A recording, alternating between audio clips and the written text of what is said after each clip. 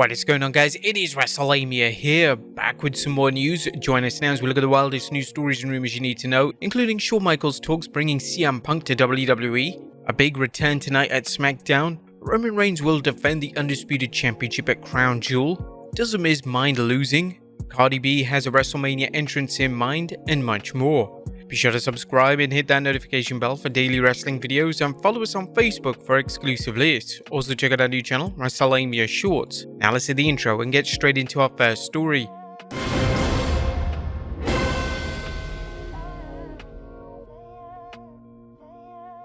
Our first story looks at Shawn Michaels talks bringing CM Punk to WWE. At top of today's news are comments from Shawn Michaels concerning CM Punk and whether NXT fans or WWE fans might see him back in the company.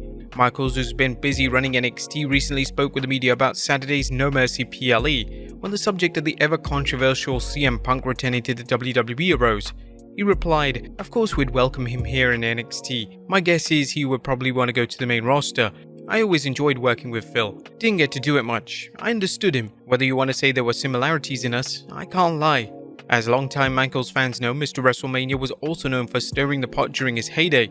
Michaels continued, "I've always liked him. I understand he's a different kind of cat and I can sometimes be challenging to get along with people, but it's probably why I like him, because I suffer the same thing." Michaels' comment about always liking Punk is interesting because we once discussed a story where former WWE writer Court Bauer recalled both Triple H and Shawn Michaels burying Punk during his WWE tryout match, although Michaels denied this.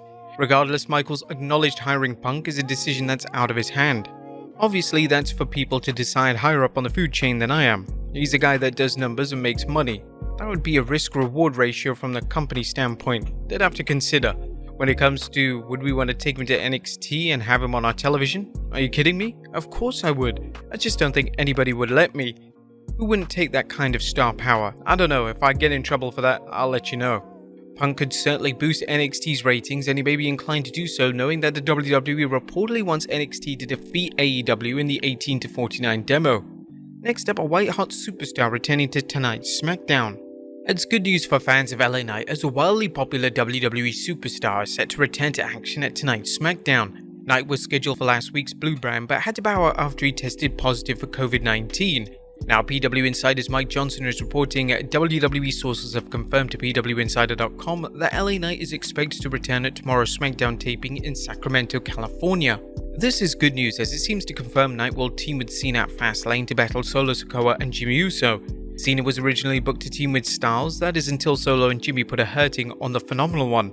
However, did LA Knight's last-minute exit from last week's Smackdown cause a change to WWE's booking plans for Styles? Well, not according to Ringside News, who tweeted, "LA Knight had to miss last week's episode of Smackdown while we're getting a bit more info about what those plans were.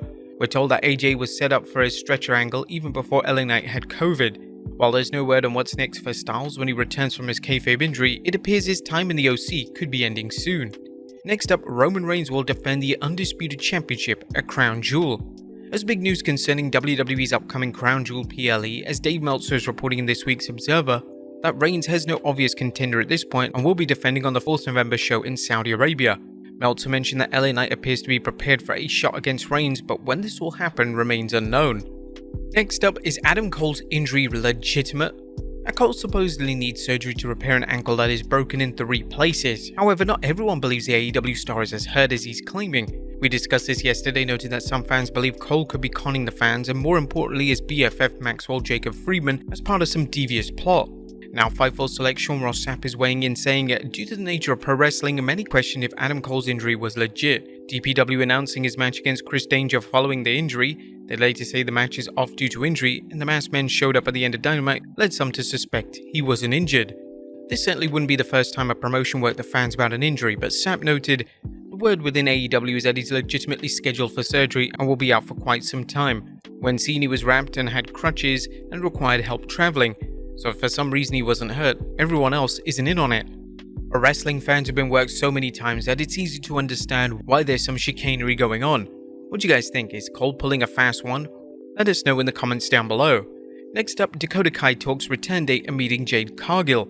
Dakota Kai fans take notice as the injured member of Damage Control recently discussed the progress on a recovery from an ACL injury as well as what it was like meeting Jade Cargill. Kai appeared on the run home and revealed, If we're looking at an ACL, particularly my injury, it would be about 8 to 9 months. It happened end of May, so it'll be January, maybe February. I'm feeling good. I'm ahead of my schedule in terms of my recovery. It'll still be a minimum of 8 months, looking to be early 2024. The two-time WWE Women's Tag Team Champion also mentioned running into Jade Cargill at the Performance Center. I saw her today when I went to do rehab, said hello. I'm happy that she's here. That is such a big move. It's cool. Talent is talent wherever you are. It's very cool to see that dream match is being created, and with her coming over, it's very much a good thing. There's plenty of excitement concerning Jade's WWE signing, but will the WWE use her properly, or will she become another example of the company's struggle to book the majority of its female roster?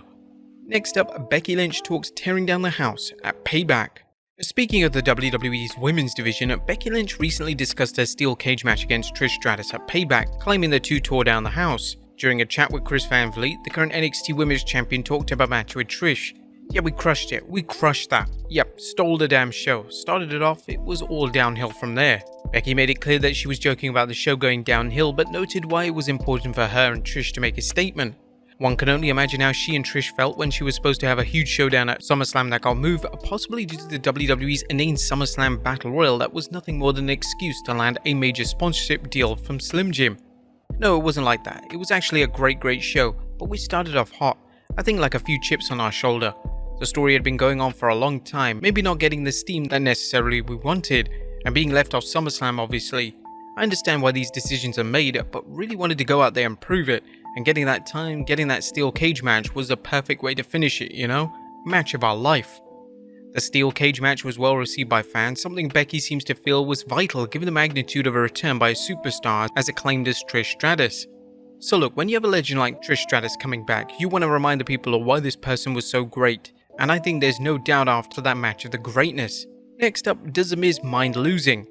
How does The Miz feel about his current win-loss record? The Miz, who's won less than a handful of matches in 2023, recently told Fox Sports Radio, "I can lose every match in WWE and it will not matter because I am Teflon. I'm indestructible in WWE. Now that's my mindset. I'm completely indestructible. I'll make you believe whatever I want you to believe, when I want you to believe it, and I'm good enough to have 5-star matches each and every time, 5-star segments each and every time."